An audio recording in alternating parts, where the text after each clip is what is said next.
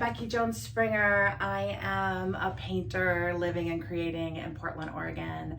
And I am going to start a series of art studio visits and give you a glimpse into my life in the studio and what I'm working on. So I left a full-time job in higher education. I had worked in higher ed for over 20 years.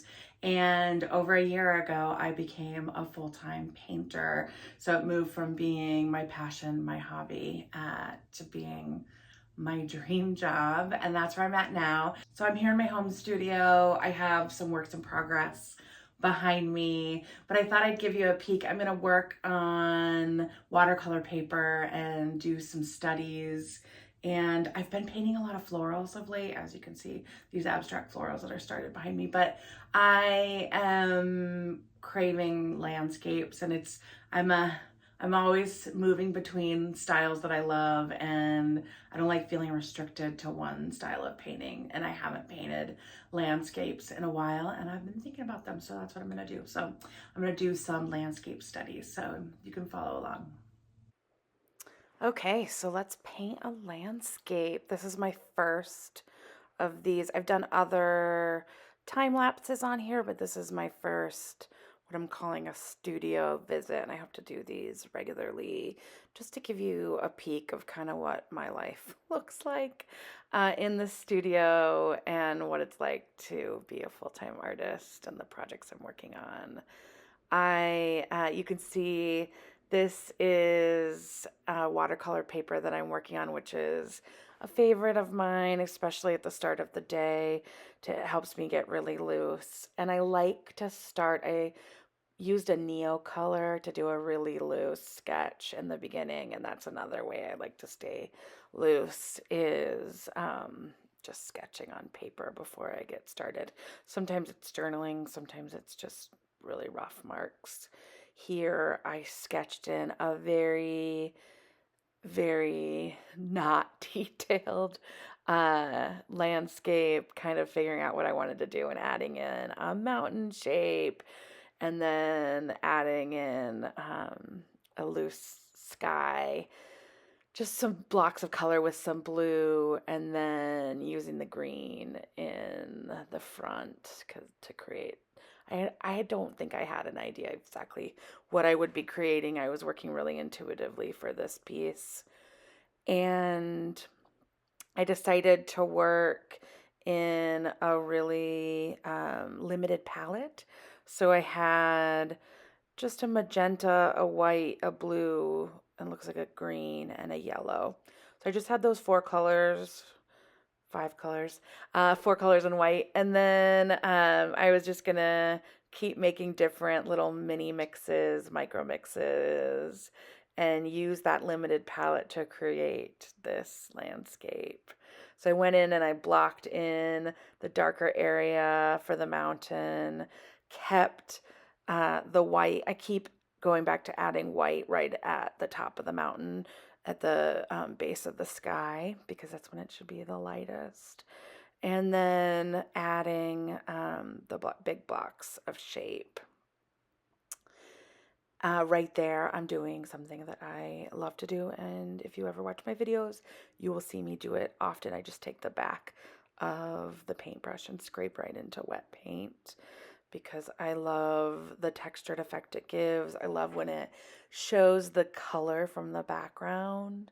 And a lot of times it doesn't stay, but then there'll be little pieces that do stay that I really enjoy. You can see I wanted this painting to be, I said loose earlier, and that's exactly what I wanted it to be. I wanted it to be really loose and painterly, and I wanted to work a little more wet, so I kept dipping my paintbrush back into the water and then back onto the paper. And I wanted to also have a lot of layers. I knew that I was going to come in and just build a lot of layers into this piece and feel like it's really freeing just to decide right from the start that I am going to let it all go as I go along and keep what I like and let the rest go, which has not always been the case. And sometimes I go back to being afraid of letting things go, but it's really been a lesson in years of painting to be afraid, to stop being afraid to let things go, to make room for the new. So that's what I'm doing here. And I just went in and reminded myself from the beginning, I am going to build layers and see what happens and not be afraid to let things go. So that's what I did. You can see I'm also doing what I call the dance of the lights and the darks. Sometimes, unless I get stuck in the midtones, and then I have to go back to the light and the dark. But I started with some color, and then I'm adding in some white, and then going back to a darker color and making little mixes on the side so that the palette stays really harmonious. I'm also trying to use different tools to create different shapes and different textures. So right there, I just used a scraper tool, a silicone scraper, to add in some of that color. This is like a chartreuse color that I used that green gold and mixed some white, and it's one of my favorite really light colors to add on to the paper.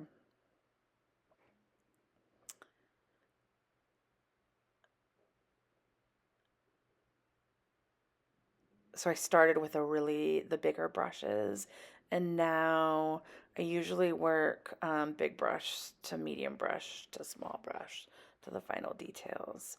So I'm kind of using a medium brush, and I'm moving between a round brush and a flat brush to create different marks throughout. And this looks like I'm more in the mid-tones, and I'm adding those into the center and then coming with lighter blue tones. And I like to, you can see I'm moving the color around the page. So even though like that green, I might have mostly in one part of the painting in the bottom, I will add a little bit at the top or a little bit in the sky. And that's, again, creating more of that harmony.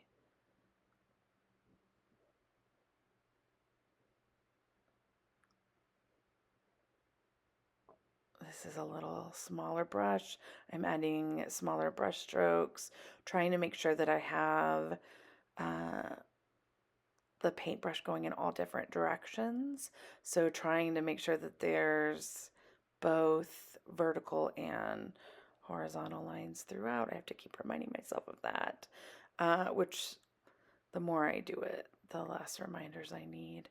But it's something I'm thoughtful of throughout the process.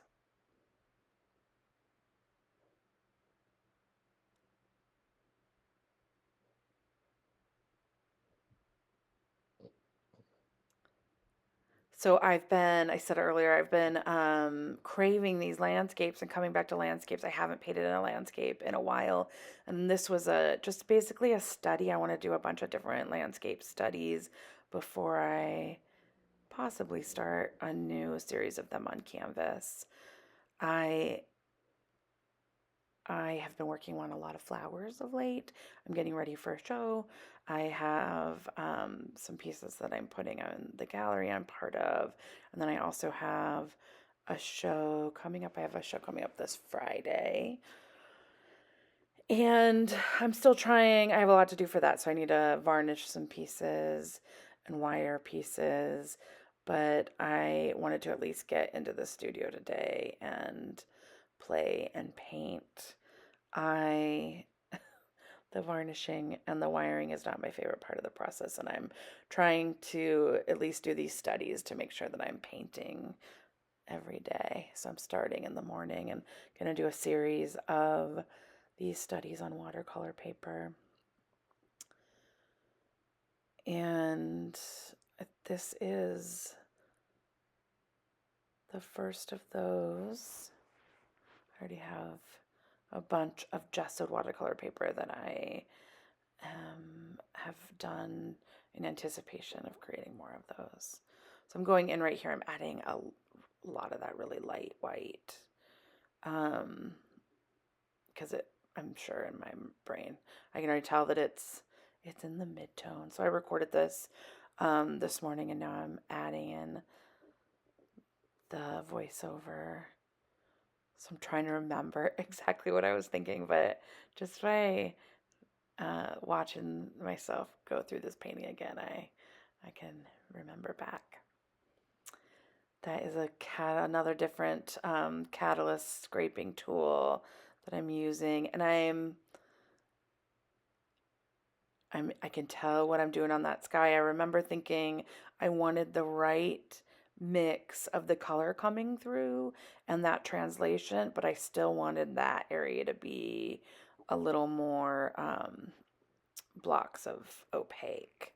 It was too white though. It looks like I'm adding in just a little bit of color.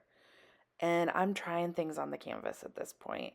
So I can tell I'm not happy with it, but I'm letting some of it stay and some of it go, and taking back and adding on to kind of see what I like, using different tools. It's another scraping tool. I think that's the third I've used. And then also using my finger, and then coming in with different brushes, putting the paintbrush back in the water and seeing what effects that does. But I like that you can see the distinction between that mountain and the sky. And you want the sky to be, again, the brightest, so that you can really see that mountain pop off. And it's just, if you're doing a daylight painting, it's where it's going to be the brightest on the canvas. And I don't stay too stuck in all of the rules of a landscape, but I know there are some certain rules that you just that I stick to when I'm doing that, and that's for the contrast and the light and the dark, the rule of thirds, those basic rules that you know to make a good painting. I love to say I like to know the rules, and then I like to decide which ones I want to break. So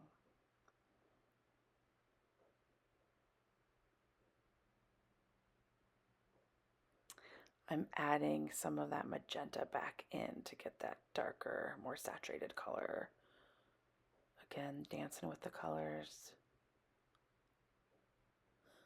Using the back of my brush again, etching into it, creating more interest. The watercolor paper is so forgiving. It also feels less intimidating especially when you're first starting out, and I want to try some things in these studies before I'm working on canvas, so I can be as experimental as I want.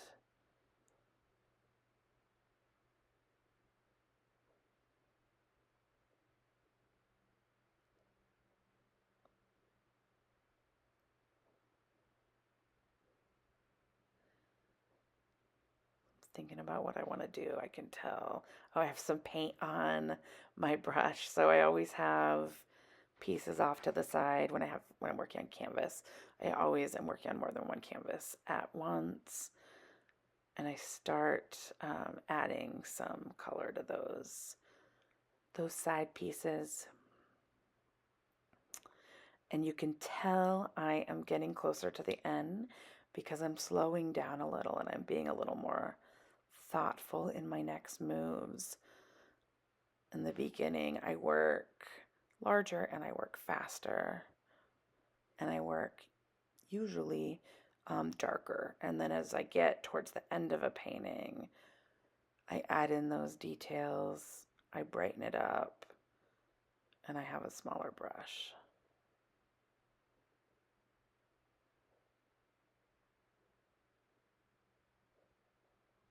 You can tell I'm thinking about it more. I'm being more thoughtful. So usually this is when I step back more and I think about it more, and I ask myself, okay, how does this feel? I get asked a lot, how do you know a painting's done? And that's usually what I do is I step back, I sit a little longer with it. I think, is there anything else that needs to be added? Is there anything that's missing? And when I'm adding a lot of those small details, I also um, ask myself, stop before you go overboard. If you add too much, would it be, and you can tell, I like a lot on my canvas. I like a lot of color. I like a lot of texture. I like a lot of movement. But there's a line where I know I will just keep painting to paint and go too far. Sometimes that's okay. Sometimes I do that just it's a study. It doesn't matter. But it's a question I ask myself often. And when I'm doing too fine of texture, I will go in and put a big swath of color like I just did in that bottom right corner. So maybe there were too many small details, and I just used that catalyst wedge to add a big block of color back in. Oh, and I guess I decided I'm done. And this is always my favorite part, is the removing of that tape and seeing those beautiful white edges and how the painting pops around them.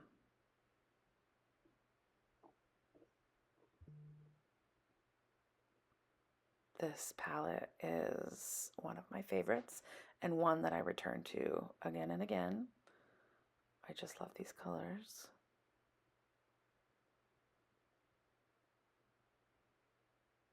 This is so satisfying every time. Every time. So I remember doing this. A lot of times I will do this. I will take the tape off and then decide that something's missing or I want to add in a couple more final details or some bright pops of color. So I took that bright neon yellow and added it in just a little bit.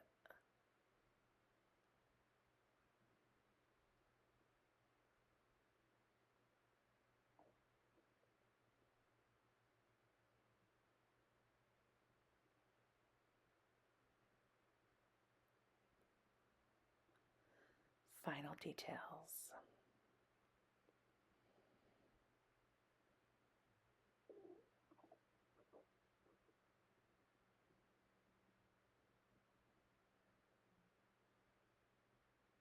And the dance of the light and dark. So I took that neon color, added in white, did a little bit of light green, and now I'm adding in some darks back. And this is it. We're done. Lastly, there's a close-up of my palette, what it looked like in the end, and then a close-up of these pieces now that they're finished. So thanks for joining me on this studio visit, and I hope to create with you again soon.